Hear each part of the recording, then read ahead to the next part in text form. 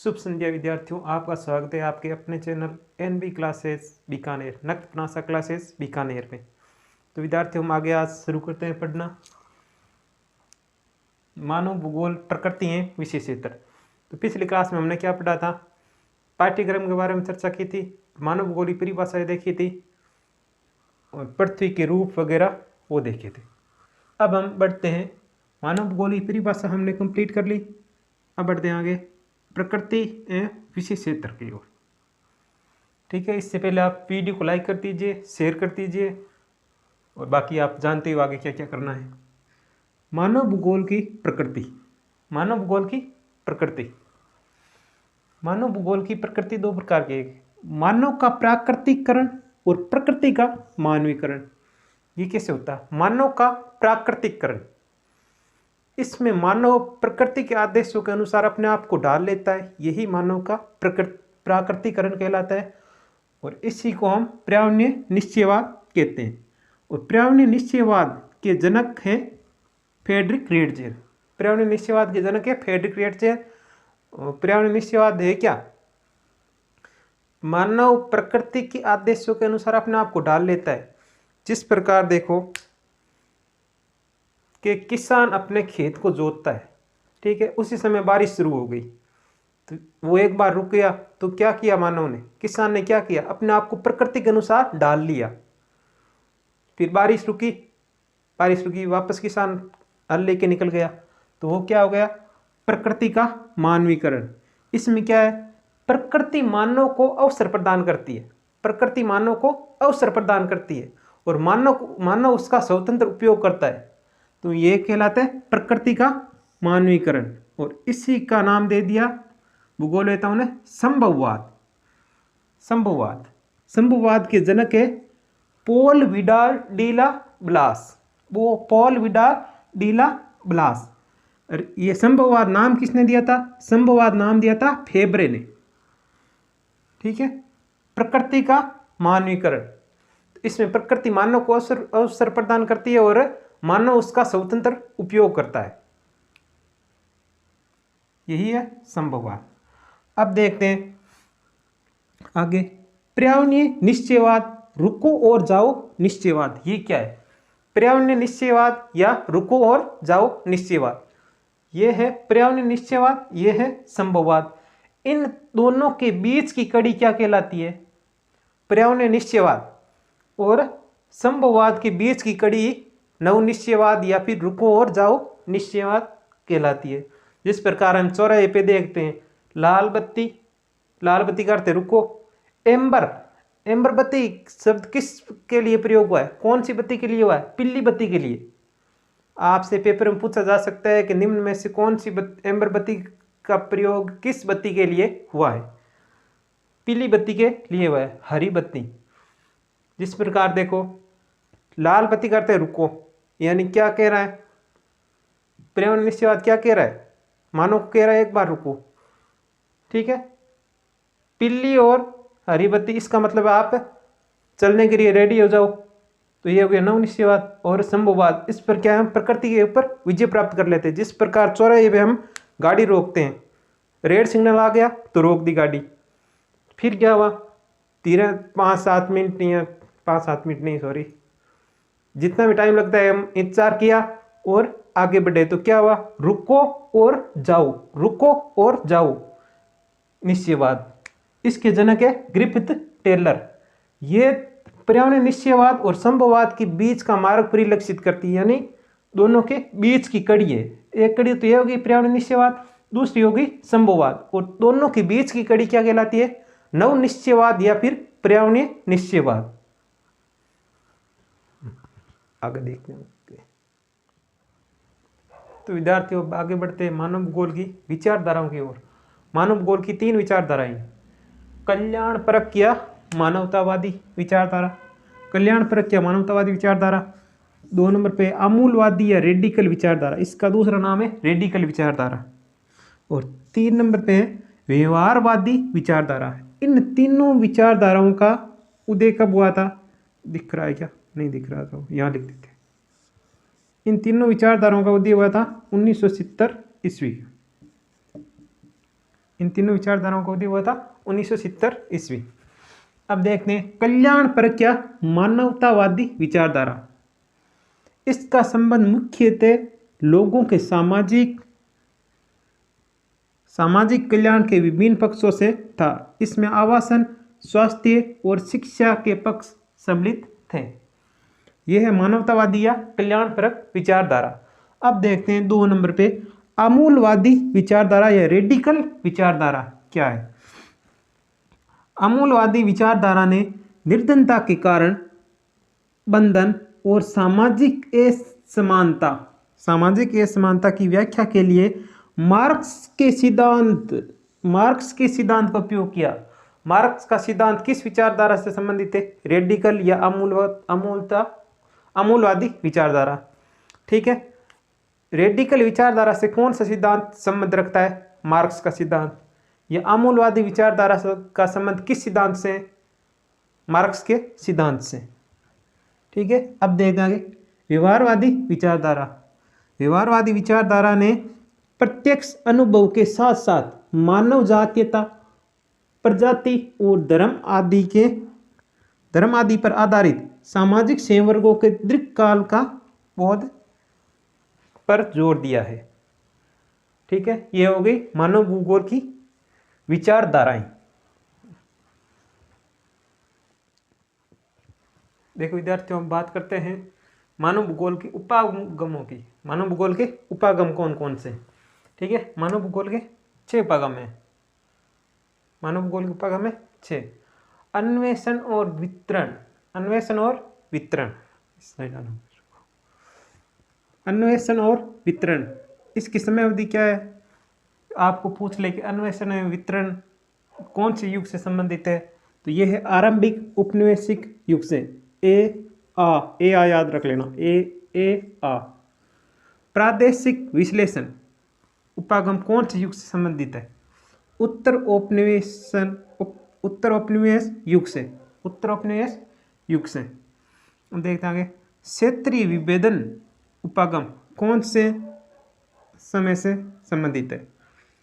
अंतर्युद्ध अवधि के बीच 1930 के दशक। ये ज़्यादा कोई इम्पोर्टेंट नहीं है, इम्पोर्टेंट ये है अब तक। आगे देखते हैं स्थानिक संगठन 1950 के दशक के अंत से 1960 के दशक के अंत तक। ठीक है, आगे देखते हैं मानवतावादी, आमूलवादी और व्यवहारवादी विचारधाराओं का उदय कब हुआ? 1970 के दशक में। एक थोड़ा सा करेक्शन करना, उसमें मैंने लिख दिया था 1970 ईस्वी नहीं, 1970 के दशक होता है 10 वर्षों का, यानी 1970 से लेके 1980 के बीच में कब उदय हुआ ये पता नहीं है, दशक के बीच में हुआ। ठीक है, या आपसे इस प्रकार पूछा जाएगा कि 1970 के दशक में कौन कौन सी विचारधाराओं का उदय हुआ, तो फिर आपको लिखना है मानवतावादी, आमूलवादी और व्यवहारवादी। आमूलवादी का दूसरा नाम क्या है बताओ, कमेंट करो अभी। अंतिम में देखते हैं 1990 के दशक में क्या हुआ था? भारतीय भूगोल में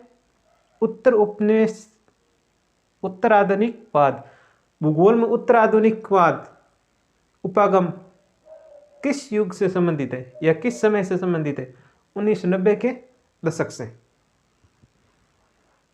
ठीक है, इसमें देखो महत्वपूर्ण कौन कौन से, एक ये और एक ये 1970 वाला तो है ही, और 1990 के दशक में भूगोल में उत्तर आधुनिकवाद। आपसे मानव भूगोल उपागमों के नाम भी पूछ सकते हैं। अन्वेषण एवं वितरण, प्रादेशिक विश्लेषण, क्षेत्रीय विभेदन, स्थानीय संगठन, मानवतावादी, आमूलवादी, व्यवहारवादी विचारधाराओं का उदय और भूगोल में उत्तर आधुनिकवाद। तो आपसे ये 3 देख के पूछ लेगा कि निम्न में से मानव भूगोल की उपागम कौन सा नहीं है, तो जो चौथा होगा वो नहीं होगा। तो ठीक है, बढ़ते हैं आगे। तो विद्यार्थियों बात करते हैं मानव भूगोल के विशेष क्षेत्र के बारे में, क्योंकि हमारे अध्याय का क्या नाम है? मानव भूगोल, प्रकृति एवं विशेष क्षेत्र। तो मानव भूगोल के 6 विशेष क्षेत्र है: सामाजिक भूगोल, नगरीय भूगोल, राजनीतिक भूगोल, जनसंख्या भूगोल, आवास भूगोल और आर्थिक भूगोल। तो इसके उपक्षेत्र कौन कौन से हैं देखते हैं, आओ याद करते हैं।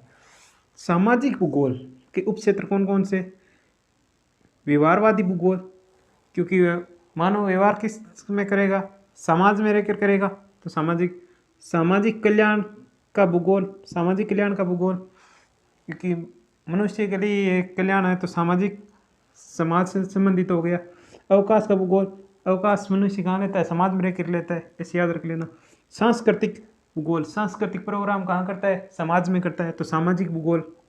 लिंग भूगोल, पुल्लिंग स्त्रीलिंग कहाँ रहते हैं, समाज में रहते हैं, समाज से सामाजिक भूगोल में आ गए। ठीक है। ऐतिहासिक, इतिहास कहाँ रचा गया, किन का रचा गया, मनुष्य का। मनुष्य कहाँ रहते हैं, समाज में रहते हैं, समाज से सामाजिक। ठीक है। चिकित्सा यानी आवश्यकता, अस्पताल की आवश्यकता किन को पड़ती है, मनुष्य को पड़ती है, तो वो आ गया समाज से सामाजिक। ठीक है। नगरीय भूगोल, इसका कोई उपक्षेत्र नहीं है। ये क्यों लिखना पड़ा, क्योंकि आपको सीधे सीधे पूछ सकता है कि मानव भूगोल का क्षेत्र इनमें से कौन सा नहीं है। ठीक है। नगरीय भूगोल। राजनीति भूगोल, इसके दो उपक्षेत्र है, निर्वाचन भूगोल और सैन्य भूगोल। जब एमएलए निर्वाचित होकर जाते हैं तो हो गया निर्वाचन भूगोल, राजनीति से संबंधित हो गया सैन्य भूगोल।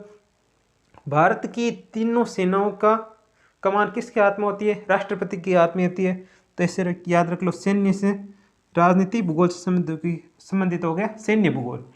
अब जनसंख्या भूगोल का कोई उपक्षेत्र नहीं है, आवासीय भूगोल का कोई उपक्षेत्र नहीं है। अब आ जाओ आर्थिक भूगोल की ओर। आर्थिक भूगोल, आर्थिक यानी रोकड़ा, रोकड़ा की बात हो रही है। संसाधन भूगोल, हम कोई ट्रैक्टर वगैरह कोई भी संसाधन खरीदते हैं तो किसकी आवश्यकता होती है, आर्थिक, अर्थ की जरूरत पड़ती है ना, रोकड़ा की। ठीक है। कृषि भूगोल, कृषि, हम कृषि के लिए बीज भी लाते हैं, कृषि मतलब जुतवाते भी है खेत को, तो हमें आवश्यकता किसकी पड़ती है, डिप्पियाँ की पड़ा है। ठीक है। नहीं, आर्थिक भूगोल यानी पैसों की आवश्यकता होती है। उद्योग, उद्योग से हमें क्या होता है, आर्थिक लाभ होता है ना, तो ये उद्योग भूगोल किस में आएगा, आर्थिक भूगोल में। विपणन, विपणन का अर्थ है आदान प्रदान,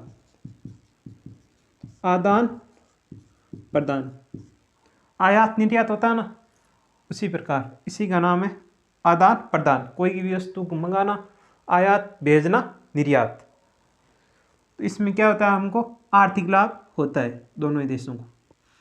पर्यटन भूगोल, पर्यटन भूगोल, यहाँ बाहर से अंग्रेज लोग घूमने आते हैं तो ये किससे संबंधित हो गया, आर्थिक भूगोल से संबंधित हो गया।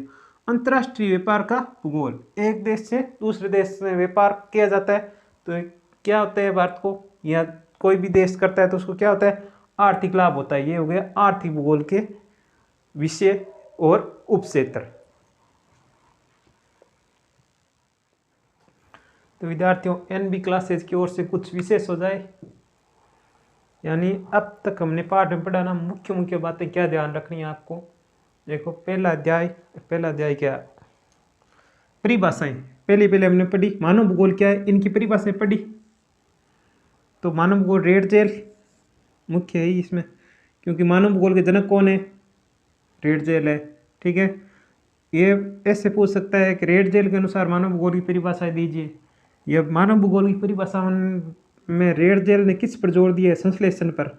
ठीक है। पर्यावरणीय निश्चयवाद के जनक कौन है, रेड जेल।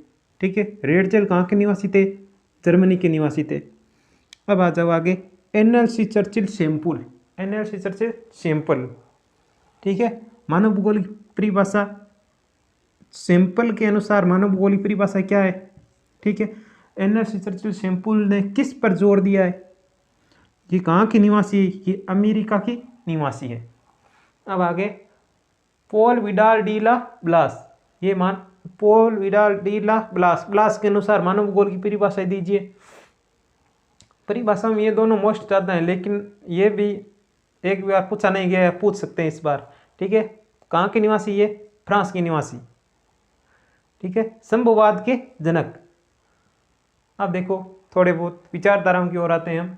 विचारधाराएं, जनक और निवासी, यानी जो विचारधारा प्रवर्तक थे, देने वाले थे, वो कहाँ के निवासी थे और विचारधाराएं कौन सी थी। पर्यावरणीय निश्चयवाद, पर्यावरणीय निश्चयवाद की जनक है रेड जेल। निवासी जर्मनी के। ठीक है, पर्यावरण निश्चयवाद में क्या होता है, मानव प्रकृति के अनुसार ढल जाता है खुद। ठीक है, मानव प्रकृति के अनुसार ढल जाता है। संभववाद, पॉल विडाल डी ला ब्लास, इसके जनक कौन है, पॉल विडाल डी ला ब्लास। और संभववाद नाम किसने दिया था, फेब्रे ने दिया था, पिछले बोर्ड पे लिखा है। ठीक है, पॉल विडाल डी ला ब्लास, ये कहाँ के निवासी है, फ्रांस के। संभववाद में क्या होता है, प्रकृति मानव को अवसर प्रदान करती है और मानव उसका उपयोग करके स्वतंत्र विचरण करती है, यानी प्रकृति तो अवसर देती है और मानव उसका उपयोग करके स्वतंत्रता प्राप्त कर लेता है। मानव क्या, नवनिश्चयवाद, रुको और जाओ निश्चयवाद, या तो नवनिश्चयवाद या रुको और जाओ निश्चयवाद किसने दिया था, ग्रिफिथ टेलर ने दिया था। ये कहाँ के निवासी थे, ये थे ऑस्ट्रेलिया के निवासी। अब देखो आगे, एक विचारधारा हमने पढ़ी थी कि आमूलवादी या रेडिकल विचारधारा से संबंधित कौन सा सिद्धांत है, मार्क्स का सिद्धांत। ठीक है, 1970 के दशक में कौन कौन सी विचारधाराओं को दिया हुआ था, कल्याणपरक या मानवतावादी, आमूलवादी या रेडिकल, और व्यवहारवादी विचारधारा। इन तीन विचारधाराओं का उदय 1970 के दशक में हुआ था। ठीक है, और विषय क्षेत्र मोस्ट है, एक तो उसमें आर्थिक भूगोल वाला और एक सामाजिक भूगोल वाला, क्योंकि उसमें आगे उप क्षेत्र ज़्यादा दे रखे। नेक्स्ट क्लास, अगली क्लास किसकी आएगी, टेस्ट होगा आपका। पहली इकाई में एक ही अध्याय है, कौन सा, मानव भूगोल प्रकृति है विषय क्षेत्र। उसमें से आपके मुख्य पेपर में प्रश्न पूछे जाएंगे, 3 प्रश्न पूछे जाएंगे 3 अंक के। आधा अंक का आएगा वस्तुनिष्ठ और 1 अंक आएगा अति लघुत्तरात्मक और 1.5 नंबर का आएगा लघु उत्तरात्मक। तो आप कमेंट करके बताओ कि मीडियम लेवल का लेना है कि हाई लेवल का लेना है। मेरे पास 2 लेवल के टेस्ट है, एक मीडियम लेवल का एक हाई लेवल का। तो मैं तो ये सोच रहा हूँ कि पहले मैं मीडियम लेवल का ले लूँ फिर हाई लेवल का, क्योंकि इससे बाहर आपको कुछ नहीं, कोई भी प्रश्न आपको इससे बाहर नहीं मिलेगा। एक बार हम और अच्छी तरीके से उसका अध्ययन कर लेंगे। मेरा टारगेट तो है 56 में से 45 का, और मैं इस 45 प्लस रखूंगा, लगभग 50 के आसपास या प्लस रखने का विचार है, लेकिन 45 लेके चलते हैं। ठीक है, अब आप कमेंट करके बताओ कि कौन सा लेवल का टेस्ट लेना आपके, मीडियम लेवल का या फिर हार्ड लेवल का। और शुभ रात्रि, हम मिलते हैं अब जल्द ही।